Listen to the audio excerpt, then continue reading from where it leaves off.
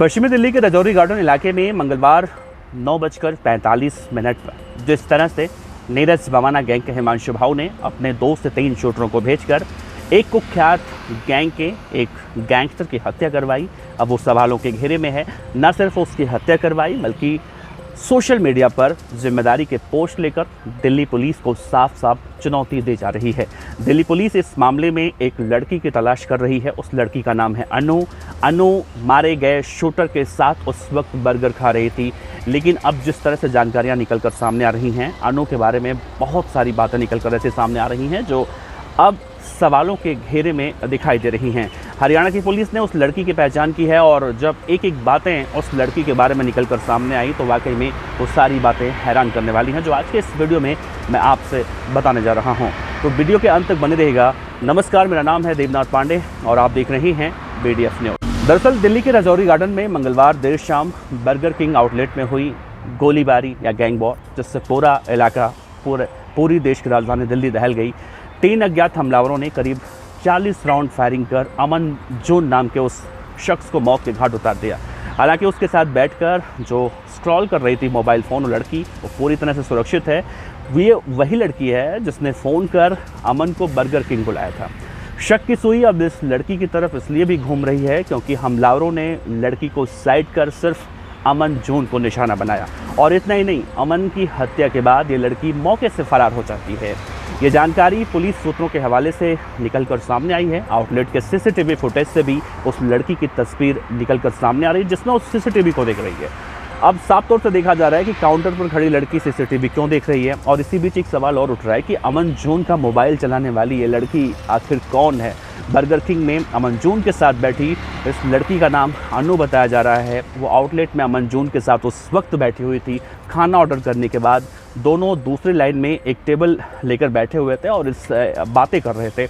इस दौरान अनु ने अमन जून का मोबाइल फ़ोन उठाया और उससे स्क्रॉल करने लगी। इसके बीच 3 लोग बिल्डिंग में घुसते हैं, जिनमें से 2 आउटलेट के अंदर आ जाते हैं। दोनों शख्स ने खाना ऑर्डर किया और फिर कपल के पीछे वाली टेबल पर बैठ गए। कुछ ही देर के बाद दोनों ने पिस्टल निकाली और लड़की के साथ बैठे अमन जून पर गोलियां बरसानी शुरू कर दी। फायरिंग के दौरान उस वक्त रेस्टोरेंट में मौजूद जो स्टाफ था उनके साथ करीब 40 से 50 लोग मौजूद थे। सभी छिपने के लिए इधर उधर भागने लगे। दोनों शूटर करीब 40 से 50 राउंड फायरिंग कर मौके से फरार हो गए। शक की सुई अमन के साथ बैठी उसी लड़की पर घूम रही है। उसके शूटरों के साथ मिले होने के शक भी जताए जा रहे हैं। वो अमन के साथ मौके से उसकी मौत के बाद क्यों फरार हुई। अमन जून को कहा जा रहा है कि शायद लड़की ने हनी ट्रैप के तहत पहले फंसाया हो, बुलाया हो और फिर उसकी हत्या करवा दी गई हो, क्योंकि अगर ऐसा नहीं होता तो अमन की हत्या के बाद वो लड़की वहाँ से फरार नहीं होती। वो इतना कहीं ना कहीं देखा जाए तो फ़ोन लेकर, पर्स लेकर वहाँ से फरार हो गई, ऐसे में सवाल उठ रहा है।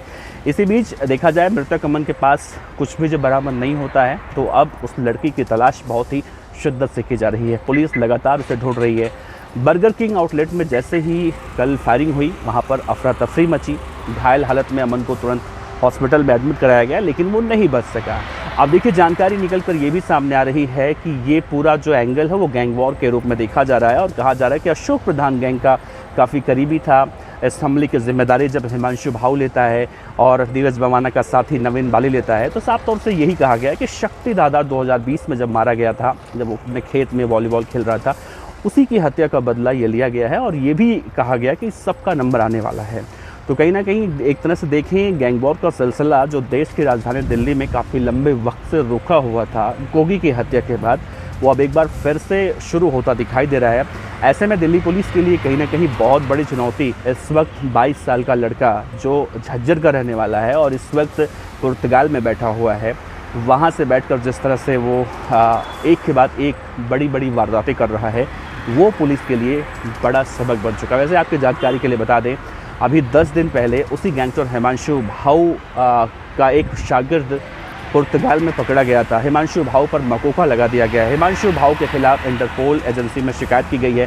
इंटरपोल लगातार उसे सर्च करने की कोशिश कर रही है, लेकिन 22 साल के लड़के ने देश की राजधानी दिल्ली में एक के बाद एक वारदातों की झड़ी लगाकर दिल्ली पुलिस की रातों की नींद उड़ा दी है। फिलहाल देखना होगा क्या कभी हिमांशु भाऊ विदेश से गिरफ्तार करके भारत लाया जा सकेगा, जैसे काला राणा लाया गया, जैसे दीपक बॉक्सर लाया गया या फिर जैसे और सारे गैंगस्टर लाए गए हैं। तो हिमांशु भाऊ के बारे में बार बार इसलिए भी जिक्र हो रहा है क्योंकि उसकी उम्र अभी खेलने खाने की है, पढ़ने की उम्र है, और ऐसे में वो जब दिल्ली के दाऊद से भी 4 कदम आगे निकल जाता है तो बड़ा संदेह उठता है, बड़ा सवाल उठता है। फिलहाल आपका इस पूरे वीडियो पर, इस पूरे खबर पर क्या कहना है, अपने विचार रखिएगा। आपका बहुत बहुत शुक्रिया।